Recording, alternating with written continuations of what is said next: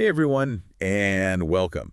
Today we're going to do a deep dive into the Wellington tech scene. Ooh, exciting. Yeah, it is. Especially what the community wants and needs as we head into 2025. I like it. Future focused. Yeah, and we've got a bunch of different sources for this one. Right on me. We've got articles, we've got event pages, and we even have some direct feedback from people. Straight from the horse's mouth. Exactly. And it's really cool because it's like we get to see a little bit into the future of Wellington tech. I'm ready. Okay, so one of the things that we notice going through all this material is this idea of like a crossroads. You know, like Wellington tech's at a bit of a crossroads. Oh, really? How so? Well, there's this like feeling from some people. Okay. Like we pulled this article from Business Desk, and they were talking about how the startup scene has kind of lost its spark after the pandemic. And they're saying things like empty offices and a feeling of being in silos. Interesting. Yeah, so there's this kind of like... A little bit gloomy. Yeah, a little bit, right? Yeah. But then on the other hand, you have all this data about how Wellington is still generating all this tech revenue. Sure. It's like the substance is there, Yeah. but maybe the feeling has changed. It's a vibe shift. Yeah, maybe. So that's why I think it's super interesting to actually hear from the community themselves. Yeah, for sure. We have this document Oh, cool. called Wellington Tech Community Future. Love it. And it has like all these quotes from people in the tech scene about what they want and need. Ooh, juicy. Yeah, and it's not like some external analysis, you know. Right. This is them speaking. This is straight from the source. Yes. Very cool. So one thing that really stood out to me when I was going through these quotes was this real desire for a strong voice for Wellington tech. Like a unified voice. Yeah. Like they're saying, hey, we're a major player here, but we need to be louder about it. I see. Yeah. And I think it kind of ties into that whole silos thing from the Business Desk article. Yeah. Like, they want more collaboration, more opportunities to connect and learn from each other. Break down the walls. Exactly.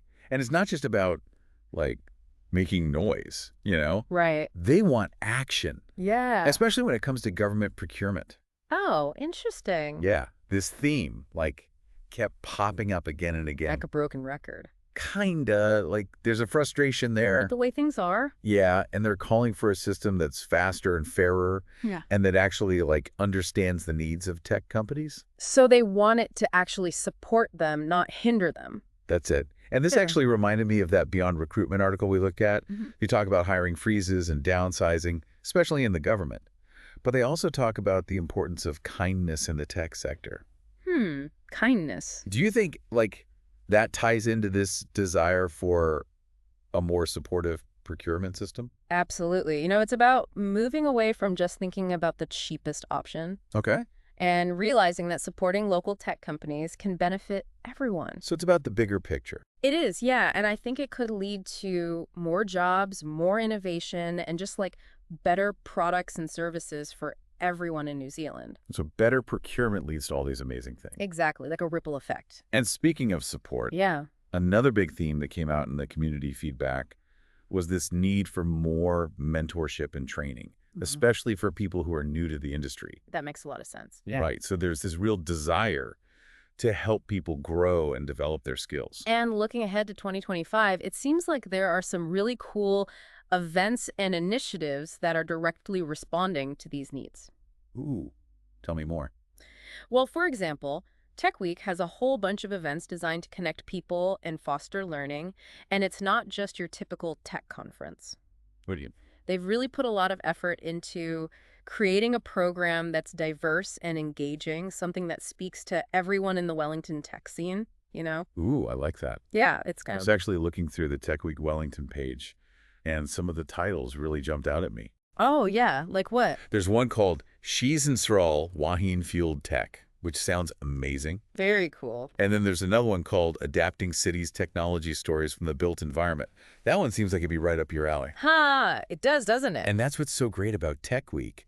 It's like there's something for everyone. Yeah, for real. Whether you're like a super experienced developer or a student who's just starting out, or even just someone who's curious about technology in general. You're bound to find something that interests you. Yeah, exactly. That's awesome. And it's like they took that desire for connection and learning that we saw in the community feedback and turned it into a whole week-long celebration of Wellington tech. I love that. And speaking of celebrating, we can't forget about some of the smaller events happening throughout the year. Oh, yeah. What else is going on? Well, there's Code Camp Wellington. I heard of that. They have these monthly lunchtime talks. Yeah, and it seems like a really great way to stay connected with other people and learn from your peers. And super accessible, too. Lunchtime talks. Anyone can make it to those. Exactly. And I think it's especially helpful for people who are new to the industry or are looking to expand their skill set. For sure. And it's all about, like, fostering this sense of community. It's a great way to get involved.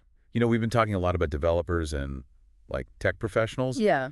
But the community feedback also highlighted the need for more support for Maori tech. That's important. Yeah, and I was wondering, are there any events in 2025 that specifically address that need? That's a good question. Yeah. While there isn't a single event that's solely focused on Maori tech, Tech Week does have a strategic pillar called Creating Good Tech. Okay. And that includes a focus on diversity and inclusion. So it's part of the bigger picture. Exactly. And I'm sure within that framework, there will be events and sessions that highlight Maori tech and the opportunities there. Well, that's good to hear. It's encouraging that diversity and inclusion are a part of these major events. Absolutely. And speaking of opportunities to learn, the NZ conference in September seems like a really great resource for people on the educational side of tech. Oh, yeah. NZ is all about connecting teachers, researchers, and students. Nice. And showcasing the latest innovations in education technology. Cool. And they have a really strong emphasis on practical workshops and hands-on learning, which I think aligns perfectly with what the community was saying about wanting more skills development. So it's not just theory. It's about actually doing things. Exactly. Learning by doing. So we've got Tech Week in May, Code Camp happening monthly, and NZ in September. Sounds like a busy year. It does, right? That's already a lot. It is. Are there any other events in 2025 that we should have on our radar? There are a few others worth mentioning. Ooh. There's the Cybersecurity Summit in March, which dives into the world of cybersecurity, a very hot topic these days. I can't forget about cybersecurity. No, for sure. And then there's also the NZ Tech Rally in May, which is a bit more laid back, more about networking and having fun within the tech community. Oh, sounds fun.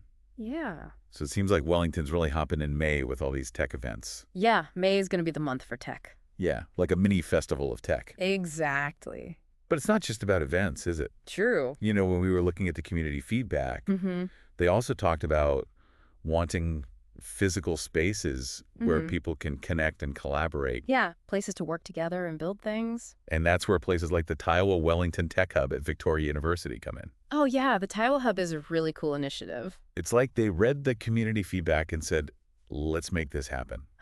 Yeah. Because it's all about fostering collaboration between startups, researchers, and students. Exactly. Breaking down those silos. Which is exactly what the community was asking for. That's awesome. And they put it right in the heart of a university, which is brilliant. It really is. So you've got this flow of ideas and talent. And a constant stream of new perspectives. So to sum it all up, we have this amazing mix of events happening all throughout 2025. Big ones, small ones, all sorts. We have these dedicated spaces designed for collaboration and innovation. Like the Taiwa Hub. And most importantly, we have this incredibly passionate community that's vocal about what they want and are working hard to shape the future of Wellington Tech. I'm getting inspired just thinking about it. Me too. And, you know, it makes me think about the listener and what all of this means for them. You know, whether you're a seasoned tech pro or a student who's just starting out or just someone who's really interested in technology. Absolutely. Wellington in 2025 is brimming with opportunities to learn, connect, and contribute. So much potential. And it's not just about observing what's happening, you know. You got to get involved. Yes. It's about being a part of it and shaping this exciting future. And that brings us to our final thought for you, dear listener. Oh, yes. The big question. Now that you've had a glimpse into what the Wellington tech community wants and needs, what one action will you take to contribute in 2025? That's a good one. Yeah. Think about it. Yeah, think about it. It's a big question, but a good one. Will you go to an event? Yeah. Like Tech Week or Code Camp? Maybe you'll finally connect with a mentor. Ooh, good one. Yeah, or share your skills with someone who's just starting out. Yeah, pay it forward. Exactly. Or maybe you'll start that side project you've been thinking about. Oh, that's a good one. Yeah. Or contribute to an open source project. Ooh, I like that one. Yeah. Or maybe you'll even pitch your own idea to the world. Go big or go home. Who knows? The possibilities are endless, right? They are. But the important thing is to take action. Yeah, get out there. Wellington's tech scene is waiting for you. Make your mark. So what are you waiting for? Dive in. We'll see you in 2025. It really is a community that's ready to welcome new folks and new ideas. Yeah, absolutely. So jump in, get involved. Wellington Tech is waiting for you. That's right. Make your mark. All right, everyone. That's our deep dive into the Wellington tech scene for today. It's been a good one. Yeah, it has. We've learned a lot about what the community wants and needs as we head into 2025. Lots of exciting stuff happening. Yeah, and we've seen how they're working to shape the future of tech in the city. Absolutely. So, until next time. Keep innovating. And we'll see you on the next deep dive.